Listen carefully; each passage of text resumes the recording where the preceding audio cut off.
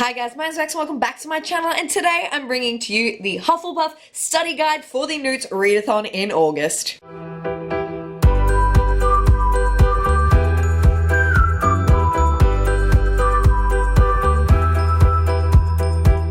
So this is a super special video for you guys today, and I was so excited to be asked by G from Bookgross to join in and bring you guys a Hufflepuff study guide for the N.E.W.T.s readathon coming up in August. So G has brought together some amazing booktubers and bloggers to give you guys some recommendations for the prompts for each of our individual houses. So as you guys know, I am a proud Hufflepuff, and I'm so excited to be bringing to you recommendations for the Hufflepuff prompts. So if you do not know what the N.E.W.T.s are, the N.E.W.T.s are a readathon that we do every year. They are part of the magical readathon. In April, we do ours. In August, we do our N.E.W.T.s, and there are a few little ones in between here and there, and they are my favorite readathon to participate in. So if you want more information on that, I will leave a link to G's original N.E.W.T.s announcement down below so you can go check it out, and definitely join us because it is going to be a month of fun reading together. So there are 12 exams that we sit every year, and the 3 I'll be doing recommendations for you today will be for Care of Magical Creatures, Herbology, and Muggle Studies. So without further ado, let's dive in. So starting with my favorite subject, which of course is Care of Magical Creatures, the acceptable level is Follow the Spiders, Why Couldn't It Be Butterflies? Read a book title that starts with the letter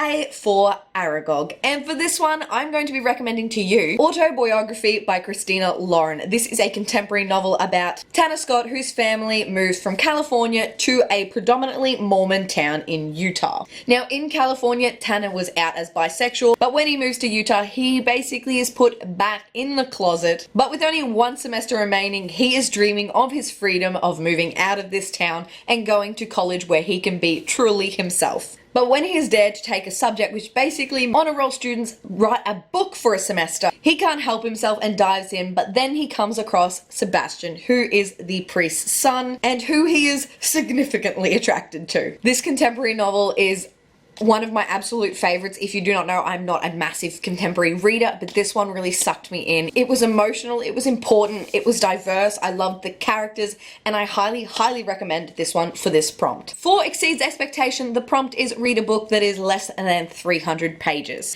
And for this one, I have got a few options. The first one being Heartstopper, Volume 1 by Alice Oseman. This is a graphic novel. The art is fantastic and really hand-drawn, which I loved. And this is a love story between 2 boys. It's basically boy meets boy, boys become friends, boys fall in love, and it is cute.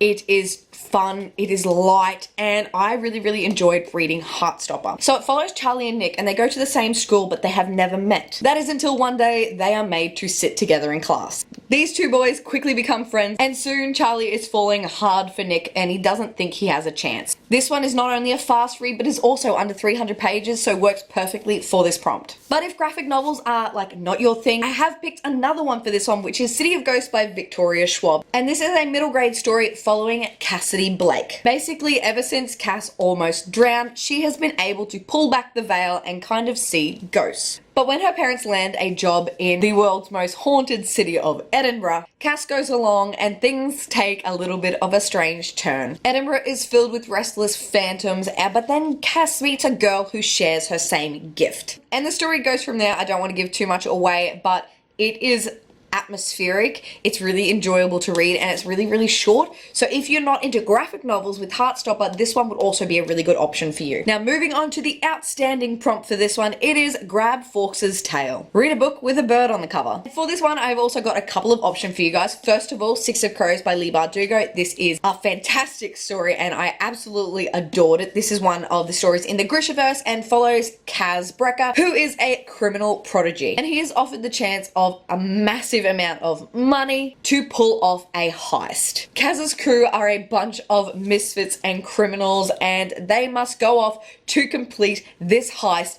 as long as they don't kill each other first. And I adore 6 of Crows. It's a fantastic story. They're an amazing set of characters. It's exciting, it is nerve-wracking, it is fast-paced, and there's such a diverse group of characters that are phenomenal to read about. And with the massive crow on the front, it is perfect for this prompt. Or if you're looking for something a little bit shorter and want to maybe have a little throwback, I also recommend The Hunger Games by Suzanne Collins. This is one of my favorite books of all time. This is the book that got me back into reading and I absolutely adore it, and it's little Mockingjay on the front. So of course also goes along with this prompt. If you did not know what the Hunger Games are about, this is like a worldwide phenomenon, so I don't know how you don't, but it's about a girl named Katniss, and in this dystopian world of 12 districts, and every year 2 names are picked out from each, a girl and a boy, and they head off to the Hunger Games, which is basically a arena where children under the age of 18 fight each other, and the person who's left alive wins, and they get to be a victor, and they get money and food and stuff like that. So District 12 is where Katniss is from, and they are basically starving. They have only ever won this challenge once, and the story goes from there when she decides to volunteer for her sister Prim, whose name is pulled out. So love this story, and if you maybe want to reread or haven't read this one before, I definitely think this is an awesome opportunity to do so. So those are all my recommendations for Care of Magical Creatures, so let's move on to Herbology. And for acceptable, it is Mandrake. Quickly put your earphones in and listen to an audiobook. There is also another prompt in here, which is if not a green cover. Now, both of the picks I have picked have got green covers and are also great on audiobook, so let me share them with you. The first one being Stalking Jack the Ripper by Kerry Maniscalco. This is a historical fiction of a girl named Audrey Rose in the 1880s who doesn't want to be what society expects of her. She wants to be a forensic scientist, but at that day and age, women did not do things like that. And she secretly apprentices with her uncle and somehow stumbles into the middle of this Jack the Ripper case. But this case is getting closer and closer to her sheltered life, and it goes from there. This is a fantastic listen to on audiobook. I originally started reading this one physically, and I couldn't get into it, whether it wasn't the right time, but I thought a few months down the track, like, let's try it on audiobook, and I was sucked in. Now, every one of these books, there are 3 currently out, I listen to on audiobook, and I absolutely love them. The narrator is fantastic. I think it's much more entertaining to listen to this one, so I highly recommend, and this is one of my favorite series now of all time. Also, another one of my favorite series to listen to on audiobook is Sleeping Giants by Sylvain Neuvel. This is a fantastic science fiction, and it surrounds a girl when she was 6 years old. She's riding her bike and then she falls into a hole, and what she lands on is a massive metal hand. 17 years later, the mystery of this strange artifact is still unsolved, and she is now a scientist, and she's on the team to try to work out what it is,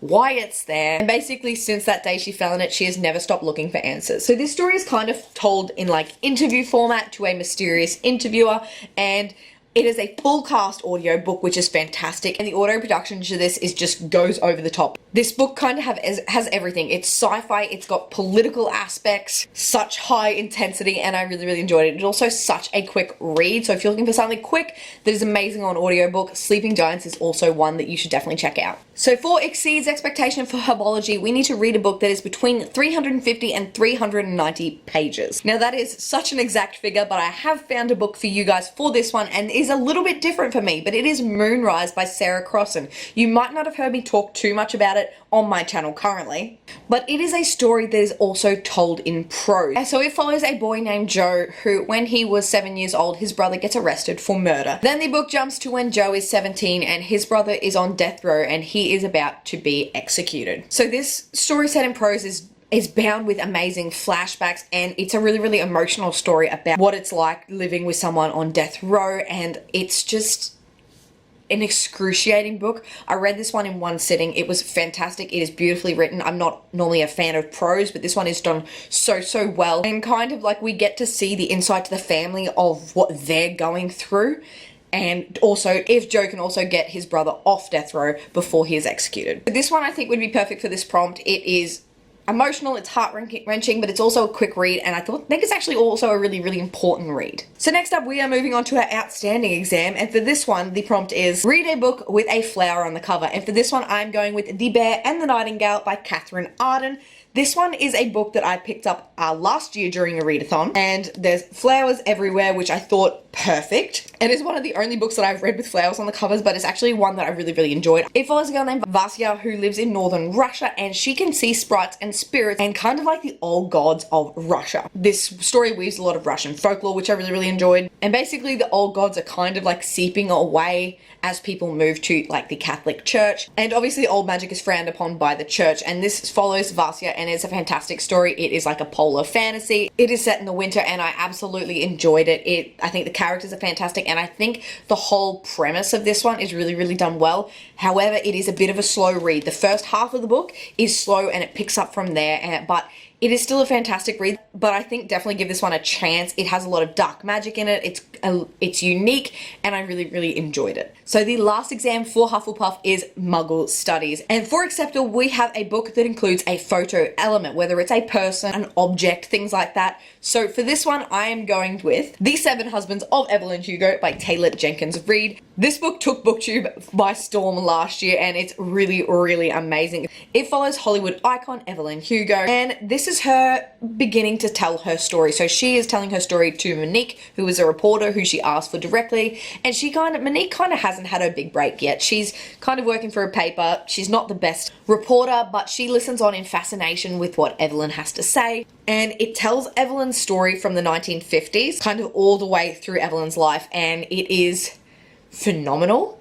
It is beautifully written. It's also an amazing audiobook. If you're looking for another audiobook, I've given you another recommendation here. It's fantastic, but it's also a good take on what it was like growing up being a female actor during these times, and kind of rolls around the story with who was the love of Evelyn Hugo's life. And wow, what a hard-hitting novel. It is fantastic, and I highly recommend it. Of course, it has a real-life person on the cover as well as a dress and things like that, so definitely perfect for this prompt. Next up, we have Exceeds Expectation, which is book set in the real world, and for this one, it's kind of not far off the last one, but it is Daisy Jones and the Six by Taylor Jenkins Reid. So this follows Daisy Jones and the Six, which are kind of growing up, trying to get their big break in the 1970s. But basically everybody knows Daisy Jones and the Six, but nobody knows the reason for their sudden split. It's basically a rock and roll band, and this story is told really, really interestingly. It's told in primarily only dialogue. So it is a mysterious interviewer pieced together with each bits of everybody saying different things about their time and seeing the different perspective at the peak of their popularity all the way to their split, and it goes from there. It is another wonderful novel, another one I highly, highly recommend on audiobook. It has such a realistic take of the 1960s and the 70s and the sex, the drugs, the rock and roll. All of that is, I think, perfectly portrayed in this novel. Not that I grew up then and could really relate. However, this one does have a big trigger warning for drug addiction, drug abuse, and abortion is in this book. So obviously look after yourselves before going into this, but I still really recommend it. I think it's a fantastic novel. Taylor Jenkins Reid has a way of making these characters feel real. With Evelyn Hugo and with Daisy Jones and the Six, both, you would go away and you'll Google the characters because she's made them feel so real and so relatable, and so it's just written really, really fantastically, and this one I definitely recommend for a book set in the real world. And last up for Muggle Studies, it is our outstanding prompt. It is a book written by a person of colour, and for this one I'm going to give you two options. These are two of my absolute favourites. The first one being obviously The Hate You Give by Angie Thomas. This one is a fantastic story about the Black Lives Matter movement. It follows a girl named Star who witnesses her best friend Khalil be killed by a police officer when he was unarmed. And this one goes from there. She's a 16-year-old. She is scared in a community where they are hurting, and it is a incredible novel. This is also a movie, which I haven't seen yet, so I definitely would like to take this chance in August to try to see this movie as well. This is a phenomenal book. Angie Thomas's writing is beautiful. It is real, and I think every person should read this book. And also on the same tangent of the Black Lives Matter movement is Dear Martin by Nick Stone, and it follows Justice McAllister, who is growing up at Brazelton Prep. He is a great student, and he is set for the Ivy Leagues, but none of that matters when a police officer forces him on the grounds and into handcuffs. Eventually he is released without charges, but he is thrown by this, and he kind of looks to Dr. Martin Luther King Jr. and kind of is like writing to him in this story, and it is a fantastic story. It is short, it is moving, it's incredible. All of these stories are really, really important to read, so I definitely recommend this one as well. But that is it for me today, guys. That is my Hufflepuff study guide for you guys, and I hope you enjoyed. And definitely go check out the other people who have contributed to the study guide with some recommendations, and I definitely hope it helps you guys in picking your TBR. And thank you so much to G for asking me to be a part of this. I absolutely love creating a study guide for you guys, and I hope you got some amazing recommendations here of books that I absolutely love. But that is it for me today, guys. If you did like this video, please give it a big thumbs up, subscribe if you'd like to see more and have not already, and chat to me down in the comments. Let me know if you'll be joining for the NEWTs or if you've enjoyed any of these recommendations and definitely want to pick them up because I'd love to hear. But that is it for me today, guys. I make videos every Monday and Thursday, and I'll see you in a new one. Bye!